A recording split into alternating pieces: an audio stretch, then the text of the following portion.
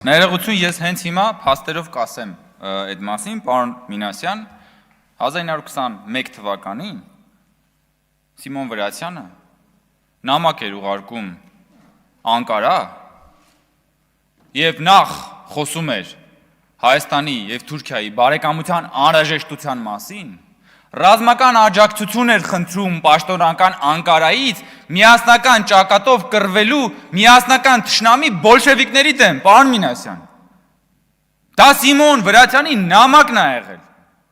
Եվ Սիմոն Վրացյանի ղեկավարած կոմիտեն էլ կոչվում էր Հայրենիքի փրկության կոմիտե։ Հիշում եք այն, որ ուզում էիք Հայաստանի գլուխը ուտել մի քանի տարի առաջ, այնքան երևակայություն չունեին։ Գնացել էին Սիմոն Վրացյանից Հայրենիքի փրկության կոմիտեն, փոխել էին դրել էին Հայրենիքի փրկության շարժում։ 100 տարի անց նույնիսկ այդքան ֆանտազիա չունենաս, որ գնաս Սիմոն Վրացյանի 100 տարի առաջվա Հայրենիքի փրկության կոմիտեն բերես եւ 180 աստիճանով հակառակ Սիմոն Վրացյանի գաղափարախոսությունը իրագործես։ Ընդ որում, ես էլ եմ ասում, խոսք էր գնում Սիմոն Վրացյանի եւ Դաշնակցության կողմից, խոսք էր գնում հայ-թուրքական բարեկամության մասին։ Մենք այսօր ասում ենք ընդհանրապես հարաբերությունները կարգավորենք, մեզ ասում եք դավաճան եք։ Բա հիմա ով է ուրանում Դաշնակցության պատմությունը, մենք թե դուք։ Դուք եք ուրանում, ասում եք Դաշնակցությունը ազգային արժեք է։ Բայց այդ ազգային արժեքը, Դաշնակցությունը 135-ամյա Դաշնակցությունը որպես ազգային արժեք, ո՞նց տարակ դրեցիք Ռոբերտ Քոչարյանի ոտքերի տակ։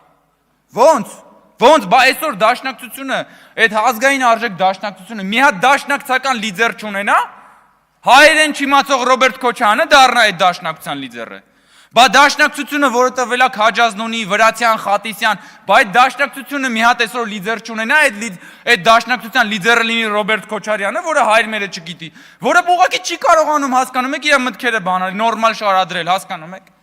Որը եթե մի քանի րոպե ուղղակի ինքնուրույն մտածի, վնասվածքներով կտեղափոխվի վերակենդանացման բաժանում, դուք բերել եք այդ Դաշնակցությունը, այտենց դրել եք Ռոբերտ Քոչարյանի ոտքերի տակ։ Այ նույն ձև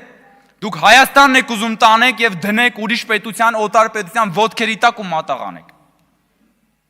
Բայց ես ընդհանրապես ուրիշ ձև էի պլանավորել իմ ելույթը սկսել։ Մեզ սա էլ է դուր գալիս, պարոն Կոնջարյան։ Հիմա ես ուզում եմ դա եւ մեր ընդդիմությունը էլի երաշխավորախտով է տառապում եւ ասում է երաշխավորը։ Ես այս պատմությունը մի քանի անգամ պատմել եմ, այն իմ ամենասիրելի օրինակներից մեկն է, որը իմ ամենասիրելի հեղինակներից մեկը Նասիմ Թալեբը իր գրքի մեջ բերում է։ Ասք երաշխավորի մասին։ Մսագործը ամեն օր կերակրում է հնդկահավին։ Եվ ամեն օր հնդկահավը գնալով ավելի ու ավելի էր չաղանում եւ ավելի փարթամ տեսքեր ունենում։ Եվ բոլոր վերլուծաբանները, ընդդիմադիրները, Դաշնակցությունը վստահորեն վիճակագրության հիման վրա պնդում էին, որ հնդկահավի կյանքը գնալով ավելի ու ավելի լավն է դառնում, ավելի ու ավելի երաշխավորված, ավելի ու ավելի բարեկեցիկ։ Մինչև այն օրը, պարոն Մինասյան, որ մսագործը որոշում է մորթել հնդկահավին եւ տանել շուկա գովաբանության օրվանից առաջ վաճառելու համար։ Եվ բոլոր վիճակագիզները, վերլուծաբաններն ու Դաշնակցությունը հենց այդ պահին սխալվում են։ Ահա այդպես դուք ուզում եք, որ Հայաստանը տանեք դնեք այդ երաշխավորի ձեռքի տակ, հետո որ այդ երաշխավորը իր ուզած օրը, իր շահերի համար մի օր Հայաստանը տանի մատաղանի ու դնի աշխարհաքաղաքական առևտրի զոհասեղանին։ Եվ ձեզ էլ վճարի ձեր բաժինը։ Եվ ժողովրդի ճակատագին էլ որպես մանրադրամ դնեք ձեր ջեբը։ Էդ է ձեր ուզածը։ Ինչ ազգային արժեք, ինչ բան։ Այդ որ բան եք անում, որ Ռոբերտ Քոչարյանը բահոպատակն չի։ Երբ որ Ռոբերտ Քոչարյանը չի բացառում, որ Հայաստանը կարող է դառնալ նյութենական պետության մաս։ Երբ որ ձեր սիրած Վիտալի Բալասանյանն ասում է, որ այո, Հայաստանը պիտի դառնա նյութենական պետության մաս։ Երբ որ ձեր սիրելի Վարդան Ղուկասյանն ասում է, այո, Հայաստանը պիտի դառնա նյութենական պետության մաս, այդ ի՞նչ է։ Այդ ուզում եք Հայաստանի գլուխը ուտել, հետո ուզում եք հայ ժողովրդի զավակներին ուղարկել թնդանոթի միս դառնալու ուրիշների սանձազերծած պատերազմում։ Ուզում եք, որ հայ ժողովրդի զավակները խաղաղ չապրեն սեփական երկրում, ուզում եք, որ այդ ուրիշների սանձազերծած պատերազմի սպանդանոցի մեջ մտցնեք հայ ժողովրդի զավակներին։ Դրա համար հանգիստ չունեք, որ այս 2 տարի է, կրակոցի ձոզ չունենք։ Երբ որ Տիկին Գալստյանը այստեղից ասում է, այդ որ խաղաղության մասին եք խոսում, այդ այն խաղաղության մասին եք խոսում, Տիկին Գալստյան, որտեղ որ 2 տարի կրակոցից մարդ չի զոհվել, եւ դուք էլ որպես ողբերգության մունետիկներ չեք եկել այս ամբիոնից բան արել, լացուկոց կապել, ասել, վայ, մենք կործանվեցինք, այս իշխանությունը մեզ տանում է պատերազմի։ Պատերազմեր ասում եք իշխանությունը մեզ տանում է պատերազմի։ Խաղաղությունը ասում եք իշխանությունը տանում է մեզ պատերազմի։ Դուք հասկանում եք, դուք այնքան եք մոլորվել սեփական ստերի հորձանուտում, որ դուք սկսել եք ինքներդ ձեզ մարսել, հասկանում եք, դուք ինքներդ ձեզ մարսում եք, այսինքն որպես քաղաքական ուժ, որպես ընդդիմություն, եւ դուք հեսա կվերջանաք։ Դուք ինքներդ ձեզ կուլ եք տվել եւ մարսում եք։ Դուներ գալիս է, չէ՞, հարգելի գործընկերներ։ Ես կարող եմ շարունակել անվերջ։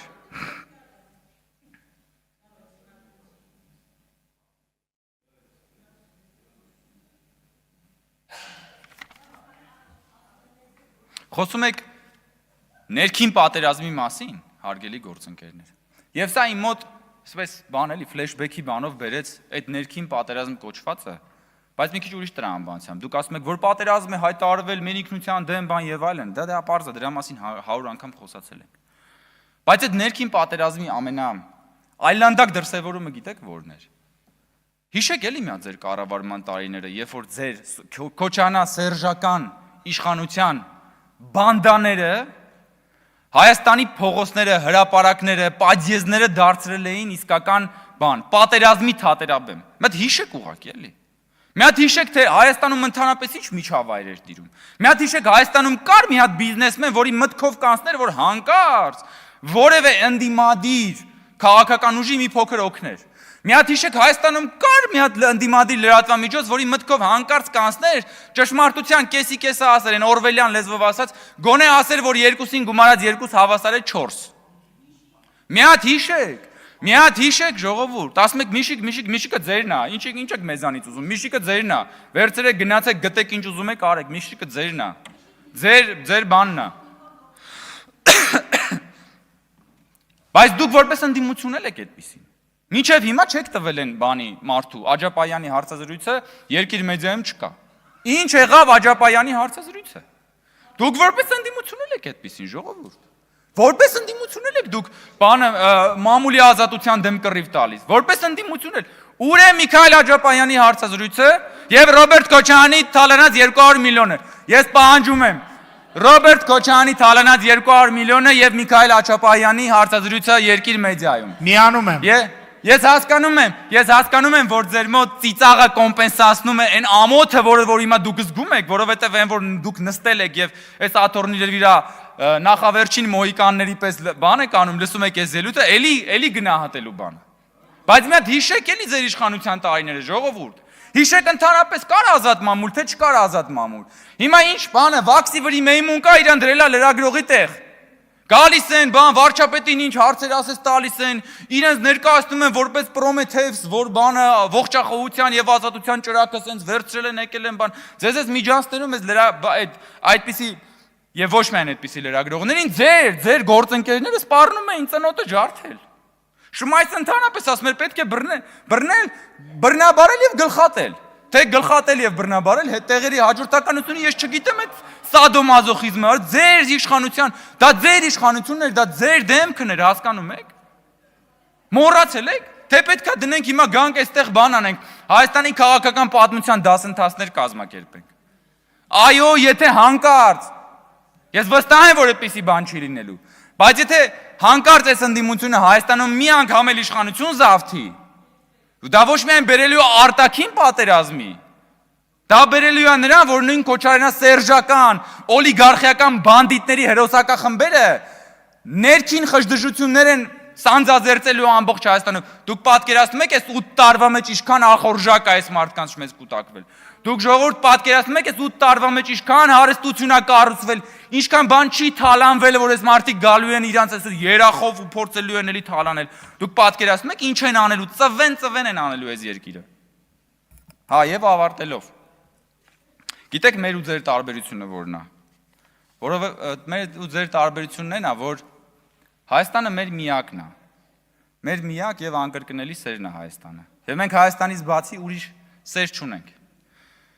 Բայց Հայաստանը ձեր միակը չի։ Դուք Հայաստանից բացի ուրիշ սերեր ունեք, ուրիշ հայրենիքներ եւ ուրիշ պետություններ ունեք, որտեղ որ պահում եք ձեր փողի եւ ունեցվածքի մեծ մասը։ Եվ դուք առաջին իսկ հնարավորության դեպքում կդավաճանեք Հայաստանը, կգնաք ձեր ուրիշ պետություններն ու հայրենիքները եւ մենակ կթողեք Հայաստանը իր ճակատագրի, իր ворթիների հետ։ Եվ այդ Հայաստանին ծվեն կանեն այն ուժերը,